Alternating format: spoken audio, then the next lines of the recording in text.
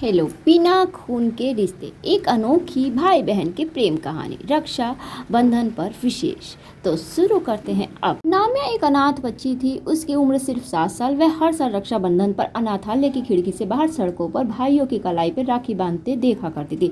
एक दिन वही खिड़की से बाहर 18 साल का लड़का बैठा था, आरव। वो पास के कॉलेज में अक्सर अनाथालय के बच्चों को पढ़ाने आया करता था।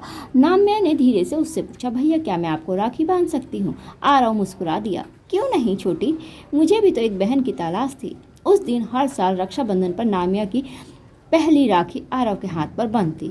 वो रिश्ता खून का नहीं था, पर प्यार और अपनत्व का भरपूर था। समय बीता, नामिया बड़ी होती गई, पढ़ाई में तेज निकली। आरव ने उसकी हर जरूरत में साथ दिया, फीस, किताबें, हौसला और भाई की तरह बिना किसी उम्मीद के रक्षा। एक साल रक्षाबंधन पर नामिया शहर से बाहर थी। पढ़ाई के सिलसिले में उसने राखी भेजी और एक चिट्ठी भी। भैया, आप सिर्फ राखी पर याद नहीं आते, हर पल उससे याद आते हैं जब मैं टूटती और आपने थामा। आप मेरे असली भाई नहीं, पर उस असली भाई से कहीं ज़्यादा हैं। वो दिन है जब मैंने दुनिया का सबसे अनमोल रिश्ता पाया था। आपका साथ ही मेरी सबसे बड़ी सुरक्षा है। आपकी बहन नामिया।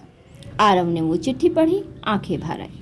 उसने मन ही मन कहा, रिश्ते नाम के मोहताज नहीं होते, कभी कभी अनजाने रिश्ते ही सबसे सच्चे होते हैं। रक्षाबंधन सिर्फ खून के रिश्तों का नहीं, दिल से जुड़े हर उस रिश्ते का त्यौहार है जहाँ कोई किसी की रक्षा करने का वादा निभाता है।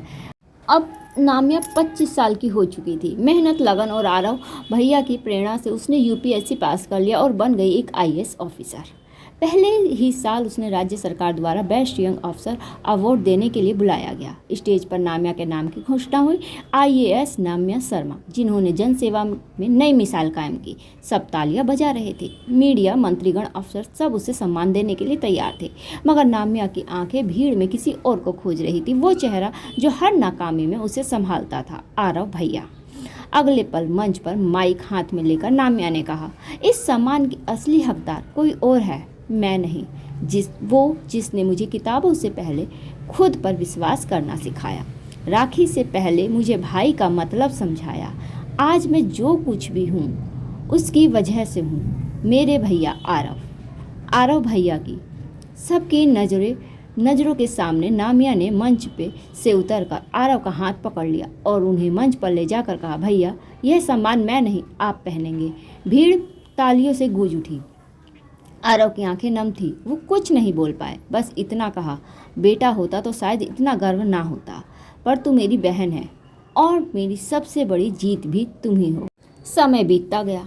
नामिया अब एक सफल आईएएस अधिकारी बन चुकी थी और आरव एक स्कूल में शिक्षक।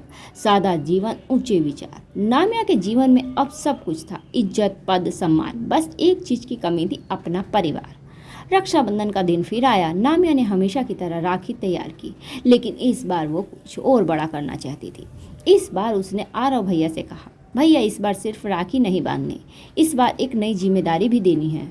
आरव ने मुस्कुराकर पूछा, क्या बात है छोटी? अब क्या बात है? नामिया ने एक फाइल भैया के सामने रख दी। उसमें एक कानूनी दस्तावेज था, दत्तक गोद लेने का फॉर्म। आरव चौंक गया, ये क्या है?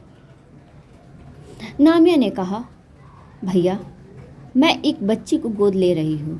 वो उसी अनाथालय से होगी जहाँ से मेरी कहानी की शुरुआत हुई थी, क्योंकि मैं जानती हूँ कि जब आप मेरे साथ हैं तो मुझे उसके लिए किसी पिता की कोई ज़रूरत नहीं। आरव की आंखें भर आई, तू मेरी बहन है और अब ये सौभाग्य भी तूने मुझे दे दिया। उस दिन राखी सिर्फ एक धागा नहीं थी, वो बन गई थी एक जिंदगी की शुरुआत। तो नामिया ने उस बच्ची का नाम रखा आशा आरव।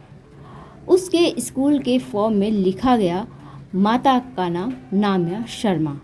कुछ रिश्ते जन्म से नहीं, कर्म से बनते हैं। तो दोस्तों देखा, जो रिश्ते आत्मा से बंधे हो वो हर जन्म में साथ निभाते हैं। जरूरी नहीं कि वह खून के ही रिश्ते हो। रिश्ते आत्मा और कर्म से बंधे होते हैं। धन्यवाद।